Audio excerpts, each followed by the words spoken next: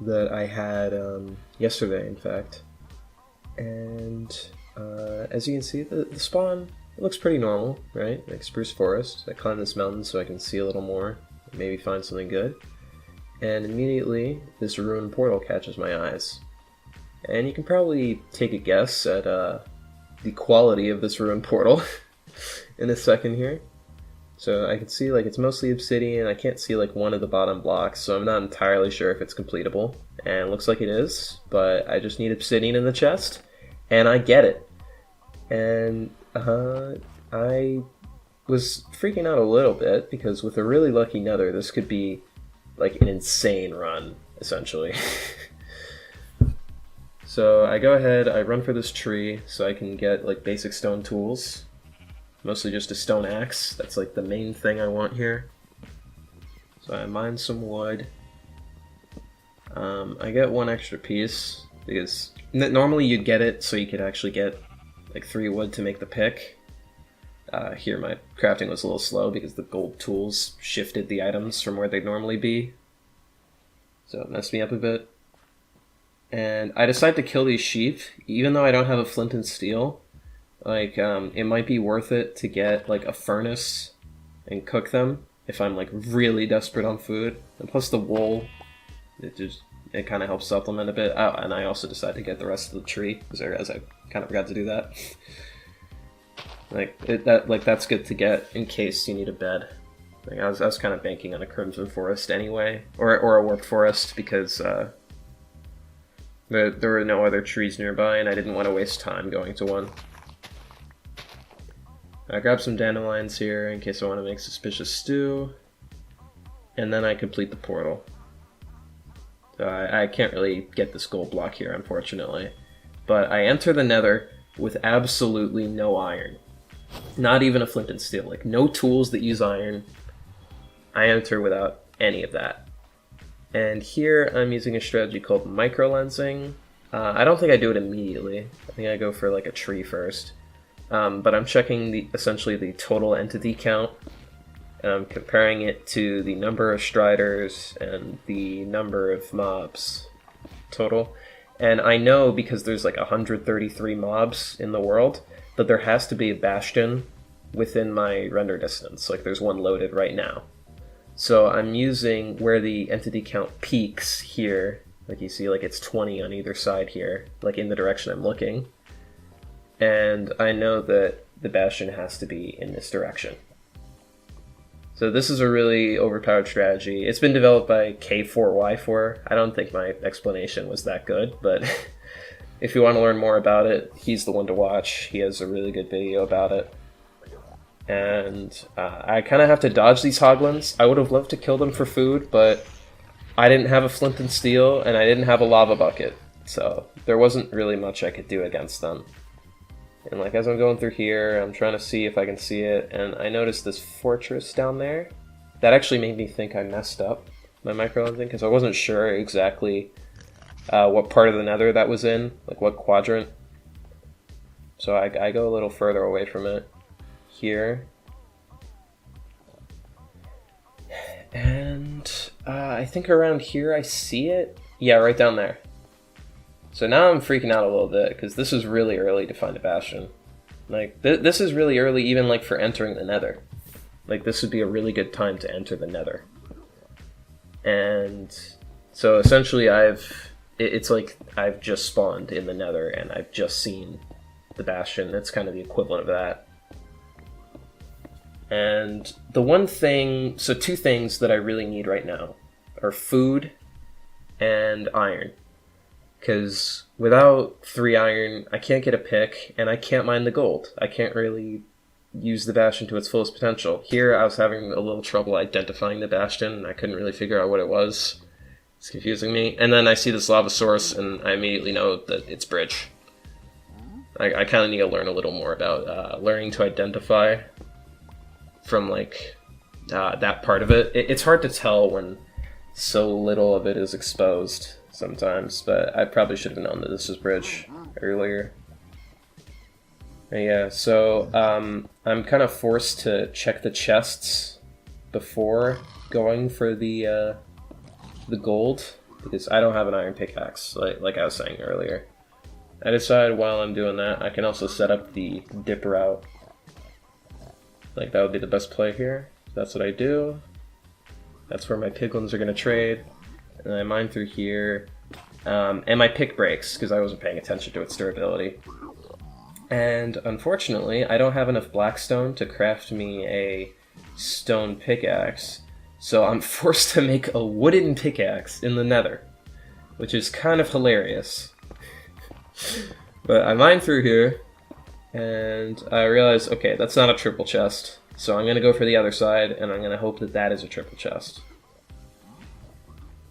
Because, you know, it's more common for it to give it to you when it's a triple chest. And I fall down here like an idiot. Not the last mistake I make. One thing I don't realize is I don't have sprint. So I do that, and now I'm on half a heart. So this is really when the run starts roller coastering. Like, I don't want to eat my raw mutton, because I know I won't be able to heal even if I eat all of it. So I just kind of hope, like, okay, please have iron in here. And I can make an iron pick, and maybe I can still salvage this. And thankfully I got in the first chest there.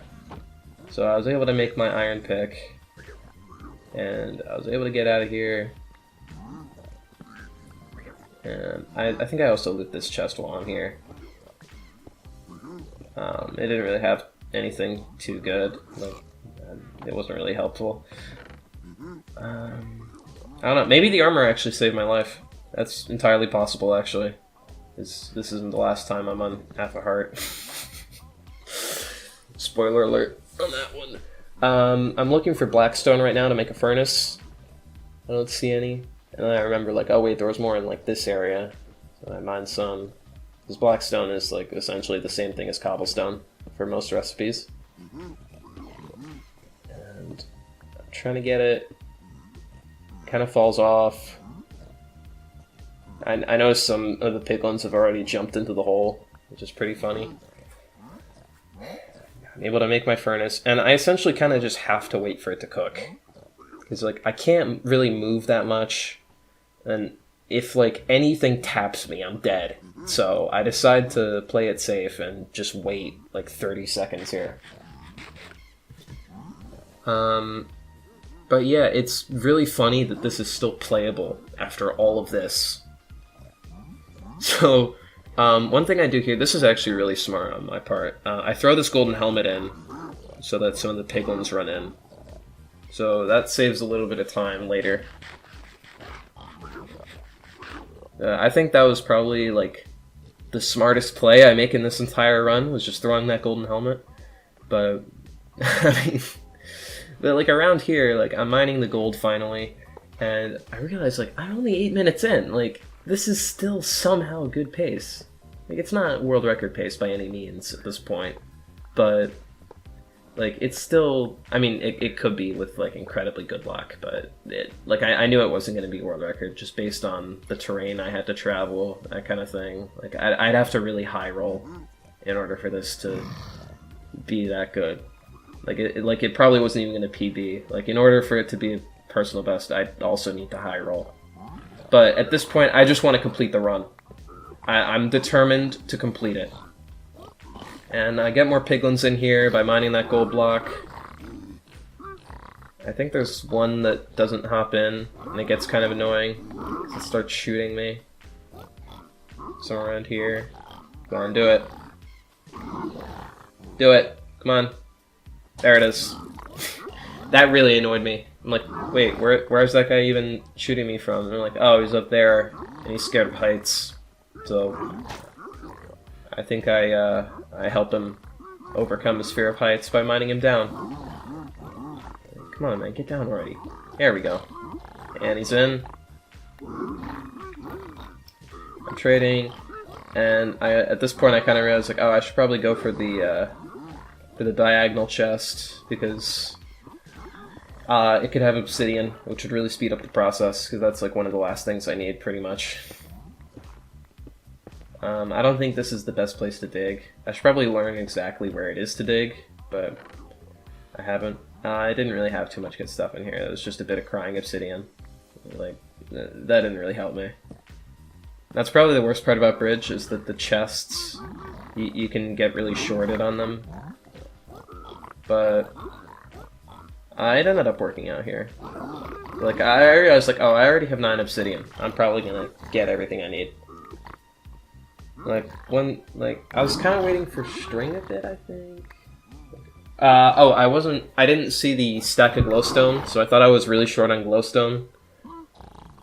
So, yeah, that was, I probably could have left a little bit early here, but then I see those 2 obsidian, I'm like, okay, I'm just gonna leave.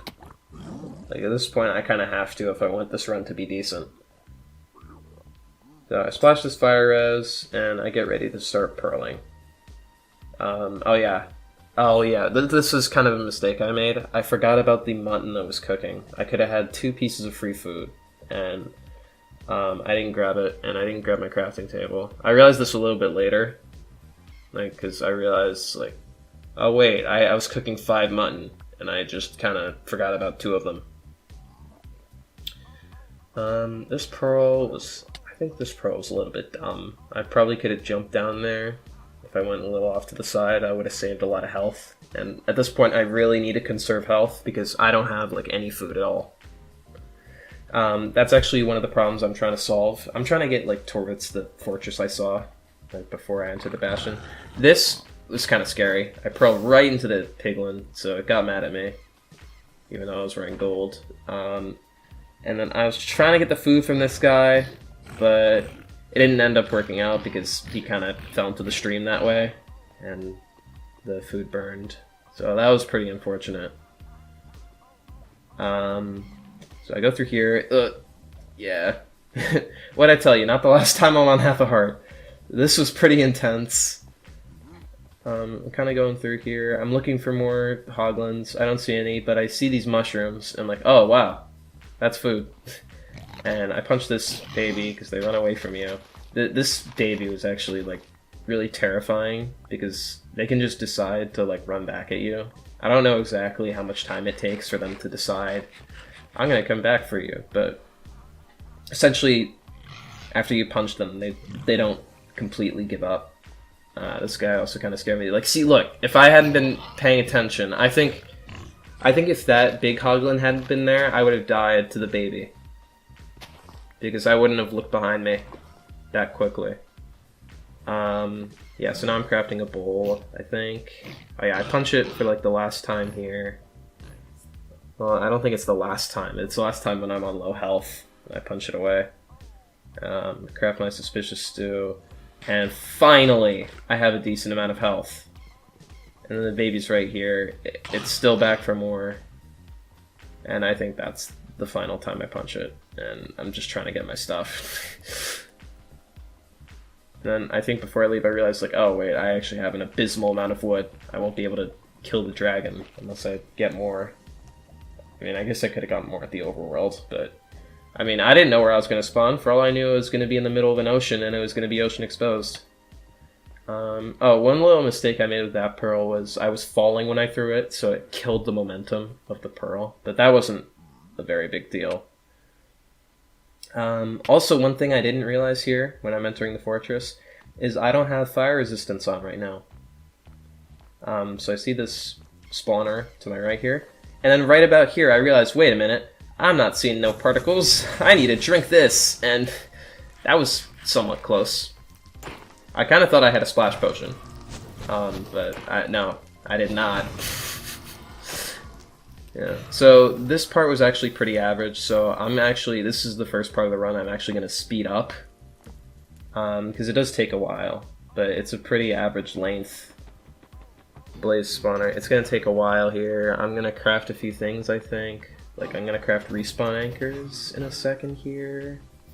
After, oh yeah, I craft more blocks. Craft my wool, my glowstone. Yeah, I craft my 2 respawn anchors to supplement the beds. And I think I really did have enough wool, like, if I was confident, but I just figured, like, it's better to be safe. Like, I like having respawn anchored. So this is, like, the end of it, pretty much. I kill all these blazes, and I managed to get 8 rods, which is a ridiculous amount. I got my crafting table. and I am in the overworld. And it's night, so I quickly craft a bed here, and I go to bed.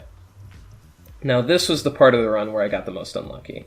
Like, at this point I kind of knew, like, it wasn't going to be a personal best, like, unless I spawned, like, right over the fortress, or, sorry, the stronghold. Like, unless that happened, this run, it's not going to be personal best, but I just wanted to complete it. Like, that was my biggest goal at this point. I wanted to have this run end, and I wanted to kill the dragon. I did not want to die. I did not want to lose this run. So I'm still pretty short on food, but I didn't want to kill those cows. Wait, were we in a swamp? No, we weren't. I don't know why I didn't want to kill them. I think it was just because of the terrain. This skeleton kind of scared me a bit, but I managed to evade his arrows. And I'm actually going to speed up this part, because this was incredibly slow. My blind travel was terrible. I mean, you could probably tell by the angle difference. I mean, I'm pretty bad at, like, judging how far away the stronghold is when it's when the angle difference is that small. So here I check it like a second time. I'm just not sure how far. And it's hard for me to tell, like, how far the pearls are taking me as well. So yeah, here I check my blind. I realize, like, oh my god, it's still really far away. Yeah, so that's the first eye I lose, I think. I'm trying to get food as well at the same time. Like, it's always slow when you're trying to get food at the same time. I was like, it's still so far. Like, I'm trying to go a little off angle so I can get a rough idea of where it is. And it's just so far away. Like, I keep going. I'm like, oh, ocean. At least that's good. It's probably ocean exposed. This dolphin was actually really clutch, because I didn't have enough regular wood to make a boat at this point. I go into this shipwreck actually just for the food, which is pretty funny. And it gave me a suspicious stew that was poison, which is a 1 in 6 chance. So thanks for that, game. I would have taken blindness over that. That kind of sucked. I lost my dolphin, but then I found another one here, so that was nice. It's a little hard to tell because it's all sped up, but it would, trust me, it would be much more boring to watch the full recording. But you may see, like, we're already at 23 minutes. Like, this is, like, I knew this wasn't going to be a good time. Like, it's still further. Like, I still have to go this way. I think around here it actually turns around. No, it's still further. No, it does turn around. Okay, right. Yeah, it's like that mountain over there. So I'm checking, throwing a bunch of eyes, just because I have them at this point. And I see it's this mountain right here. And then to confirm, I throw my last die right here. And I know where to dig. I know it's this chunk. Like, pretty much for sure. That eye almost fell into lava, which is pretty funny. I don't think I needed it, though. Oh, no, I didn't. I just remembered. So I dig down. I'm trying to figure out where to dig down. I dig down, I think here, yeah. And my stronghold navigation was actually pretty good. Like, I mean, it was pretty straightforward. So I got lucky with that, at least. It takes me a little bit to dig down, just because I spawned in a mountain. Probably would have been more efficient to craft a golden pick and dig. But I'm in. So it doesn't really matter. And I go straight through the middle, down the stairs, down another staircase. I didn't need that pearl, but I took it anyway. I decide to check the left side here first, and it's right there. That's pretty good. And it's a 4-eye. That's a... I don't know why I keep getting such high eyes. Like, I don't understand it. What? I mean, I still get, like, low eye counts. Like, I've gotten 0 eyes before, but, like, I feel like I shouldn't be getting them this often. Like, this is ridiculous. Like, I didn't even need that at all. I high rolled completely on the amount of eyes I had. Okay, so then I go ahead and I set up my one cycling here. Set up for north-south, because whenever a run is this late, I always do north-south. Because I need to practice it more. I want to get good at it. And I go pretty far here. This is I believe I read this somewhere in the Discord that if you go at like 0, -71, that's like the optimal place to be to get to perch. If you're 71 positive or 71 negative, then that's the best place. I actually thought it might have been perching there, and then I realized no, it's too close to me. Oh yeah, I speed this up too, because the dragon actually took quite a while to perch. So, kind of have to wait for that. I think it speeds, yeah, right there. So I'm just waiting and waiting and waiting and waiting. I'm like fully prepared. Like, come on, man, hurry up. Yeah, he throws the thing at me, and then I think it's around here. Yeah, I see the perch. So I end up throwing 2 pearls here to make it. I make it just in time. That's the thing about north-south that's scary. This one cycle isn't that good. But I managed to close it out. And I was honestly happy with that.